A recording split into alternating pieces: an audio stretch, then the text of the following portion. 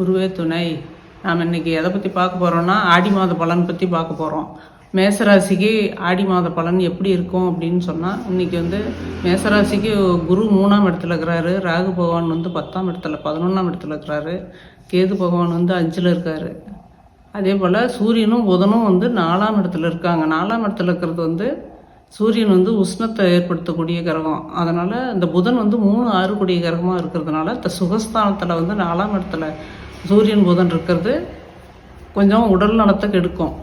அதே போல் சுக்கிரன் ஆடி 10ஆம் தேதி மிதுனத்துக்கு போகிறாரு. அன்ன வரைக்கும் 2ஆம் இடத்துலே தான் இருக்கார். 2ஆம் இடத்துல இருக்கிறது நல்லது. அதுக்கு மேலே 10ஆம் தேதிக்கு மேலே மிதுனத்துக்கு போகிறது, 3ஆம் இடத்துக்கு போகிறது அதுவும் நல்லதில்லை. சுக்கிரனும் குருவும் ஒன்றா சேர்ந்து 3ஆம் இடத்துல இருக்கிறது அதுவும் சரியில்லை மேசராசிக்கு. அதே போல் செவ்வாய் 12ஆம் தேதி 5ஆம் இடத்துக்கு போகிறாரு. 5ஆம் இடத்துக்கு மேசராசிக்கு 5ஆம் இடத்துல இருக்கார். 5ஆம் இடத்துல இருந்து 6ஆம் இடத்துக்கு போகிறார். 6ஆம் இடத்துக்கு போகும்போது இந்த மேசராசியை 8ஆம் பார்வையாக பார்க்குறாரு.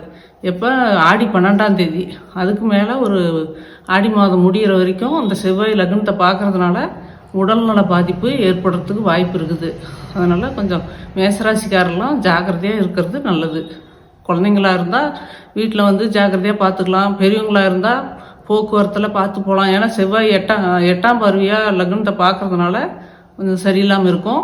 பார்த்து போகிறது போக்குவரத்தெல்லாம் பண்ணுங்கள். அதுக்கும் மீறி நீங்கள் இந்த மாதிரி முருக பகவானை கும்பிடுங்க. செவ்வாய்க்கு உகந்த கடவுள், சரியாயிடும். ஒன்றும் பிரச்சனை இருக்காது. வாழ்க வளமுடன்.